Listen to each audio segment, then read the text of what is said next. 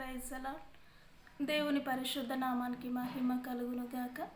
ఈ చక్కటి అవకాశాన్ని దయచేసిన దేవాతి దేవుడికి ప్రత్యేకమైనటువంటి వందనాలు తెలియచేస్తూ ఉంటున్నాను. ఈ సమయంలో పరిశుద్ధ గ్రంథంలో నుండి లేఖనాన్ని చూసుకుందాం. రోమీలకు రాసిన పత్రిక 6వ అధ్యాయము 12-13 వచనాలను చూసినట్లయితే, కాబట్టి శరీర దురాశలకు లోబడకుండునట్లు చావునకు లోనైన మీ శరీరమందు పాపమును ఏలనీయకుడి, మరియు మీ అవయవములను దుర్నీతి సాధనమునుగా పాపమునకు అప్పగింపకుడి. అయితే మృతులలో నుండి సజీవులమనుకొని మిమ్మును మీరే దేవునికి అప్పగించుకొనుడి. ఈ యొక్క వాక్యాన్ని మనము గమనించినట్లయితే పౌలు భక్తుడు మాట్లాడుతూ వస్తూ ఉంటున్నాడు.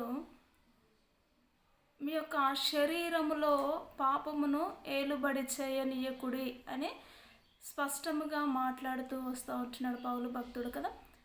శరీరములో పాపము ఏలుబడి చేయడము అంటే ఏంటని మనము గమనించినట్లయితే, ఈ రోజుల్లో మనము గమనించినట్లయితే మన కన్ను దేనినైతే చూస్తుందో దానిని ఆస్వాదించాలి, దానిని అనుభవించాలి అన్న ఆలోచన విధానములో ఎంతోమంది నడుస్తూ ఉంటున్నారు. కాబట్టి ముందుగానే పరిశుద్ధాత్మ దేవుడు పౌలు భక్తుని ద్వారా రాస్తూ వచ్చాడు, మీ శరీరములో ఏదైతే ఆ క్రియ జరుగుతూ ఉంటుందో, పాపము చేయు అని ఒత్తిడి చేస్తూ ఉంటుందో, ఆ ఒత్తిడి వలన మీ శరీరమును పాపమునకు దాసులుగా ఆగుకుంటున్నట్లు, పాపాన్ని ఏలుబడి చేయకుండానట్లు మిమ్మల్ని మీరు జాగ్రత్తగా కాపాడుకొనుడి, కాచుకొనుడి అని స్పష్టంగా మాట్లాడుతూ వస్తూ ఉంటున్నాడు.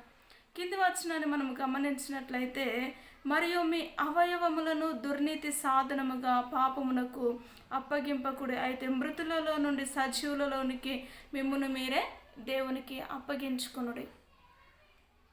దేవునికి మన జీవితాలను అప్పగించుకున్నట్లయితే మన శరీరంలో ప్రతి పాపమును కూడా ఏలుబడి చేయకుండానట్లు దేవుణ్ణి మనము మన శరీరాన్ని ఎప్పటికీ అప్పుడు కాపాడుతూ ఉండాలి. నిజముగా ఈ లోకంలో ఉంటున్న వారిని మనం గమనిస్తూ ఉంటున్నాం. లోకంలో ఉంటున్న ప్రతిదీ కూడా మనల్ని ఆస్వాదించదు, కానీ మన హృదయంలో నుంచి వెళ్ళే ప్రతిదీ కూడా మనిషిని అపవిత్రపరుస్తుంది అని దేవుని వాక్యం తెలియజేస్తూ ఉంటుంది. కాబట్టి ఈ రోజుల్లో మనము గమనించాలి, పాపమును ఏలుబడి చేయకుండా మన జీవితాలను మనమే కాపాడుకోవాలి. దేవుడు అంటున్నాడు, ఇదిగో నిన్ను ఒక చెయ్యి లేక ఒక కన్ను నిన్ను అభ్యంతరపరిచిన ఎడల ఆ కన్నును నీవు పెరికివేయము, ఒక చేతి నిన్ను అభ్యంతరపరిచిన ఎడల ఆ యొక్క చేతిని కూడా నువ్వు తీసివేయము అని వాక్యము తెలియచేస్తూ ఉంటుంది. అట్లని మన శరీరాలను మన శరీరంలో ఉంటున్న ప్రతి అవయవమును పెరికివేయడము కాదు, కానీ దానిని ఆ విధమైనటువంటి పాపానికి చోటు ఇవ్వకుండా, పాపాన్ని ఏలనీయకుండా మన జీవితాలను మనమే కాపాడుకోవాలి. అంత్యకాలంలో ఉంటున్నాము కాబట్టి దేవుడు స్పష్టముగా తెలియచేస్తూ వచ్చాడు. ఏమని అంటే, మీ పాపములను మీ శరీరమందు ఏలనీయకుడి.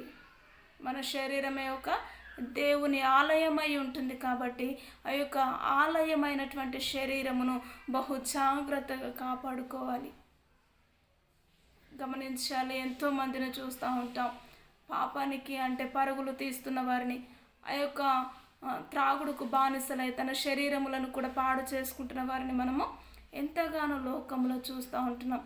ఎక్కువ రోజులు బ్రతికే వారు కూడా కొద్ది కాలంలోనే మరణిస్తున్నట్టుగా మనము గమనిస్తూ ఉంటున్నాం. కాబట్టి దేవుడు మాట్లాడుతూ ఉంటున్నాడు, నీ శరీరము ఏ విధముగా నువ్వు కాపాడుకుంటావో ఆ విధముగా నువ్వు కాపాడుకోవాలి. మృతులలో నుండి సజీవులమని నువ్వు సజీవముగా జీవిస్తున్నావు కాబట్టి సజీవుడవు, సజీవురాలు అని నీ శరీరాన్ని నువ్వు అదుపులో పెట్టుకొని కాచుకుంటూ నిత్యము దేవుని సన్నిధిలో కనపడే విధముగా నీ జీవితము ఉండాలి అని స్పష్టముగా మాట్లాడుతూ వస్తూ ఉంటున్నాడు. కాబట్టి దేవుడు ఈరోజు నీతో నాతో మాట్లాడుతూ ఉంటున్నాడు. కాబట్టి మీరు దురాశలకు లోబడకుండానట్లు, మీ శరీరాన్ని పాడు చేసుకోకుండానట్లు భయము భక్తి కలిగి దేవుని సన్నిధిలో నిలబడులాగున దేవుడు ఈరోజు నీతో నాతో మాట్లాడుతూ వస్తూ ఉంటున్నాడు. కాబట్టి నేటి దినము వరకు నీ శరీరాన్ని పాడు చేసుకుంటూ, నీ కళ్ళను, నీ యొక్క నోటిని, నీ యొక్క శరీరంలో ఉంటున్న ప్రతి అవయమును పాడు చేస్తూ వచ్చావేమో దేవుడు ఈరోజు మాట్లాడుతూ ఉంటున్నాడు. నేటి దినము వరకు దానిని నువ్వు అనుభవించిన నీవు ఈరోజు విడిచిపెట్టినట్లయితే దేవుడు నీకు గొప్ప కార్యాన్ని చేసి నిన్ను ఒక ఉన్నతమైనటువంటి స్థానములో నిలబెట్టడానికి దేవుడు సిద్ధంగా ఉన్నాడు. కాబట్టి అట్టి జీవిత విధానాన్ని పొందుకోవడానికి సిద్ధంగా ఉన్నట్లయితే కలిసి ప్రార్థన చేద్దాం. ప్రతి ఒక్కరం ఏకీభవించినట్లయితే ప్రార్థన చేద్దాం. సకల ఆశీర్వాదములకు కారణభూతుడా, నిజముగా ప్రభా మీరు అంటున్నారు, అయ్యా మీ శరీరములో పాపములను ఏలనీయకుడి అని అయ్యా మీరు మాతో చక్కగా మాట్లాడిన విధానమును బట్టి మీకు స్తోత్రములు. అయ్యా మా శరీర భాగముల ప్రతిదీ కూడా నీకు సమర్పణ జీవితము కలిగి నిత్యము నేను స్తుతించి నేను ఘనపరిచే విధముగా దేవా మా జీవితాలు ఉండడానికి నీ కృపను నీ కనికరమును మీరు చూపించి నీ నామానికి మహిమ తెచ్చుకోమంటూ యేసుక్రీస్తు ఉన్నతమైనటువంటి నామములో ప్రార్థించి అడిగి వేడుకుంటున్నాము తండ్రి. Amen. Amen. Praise the Lord అందరికీ.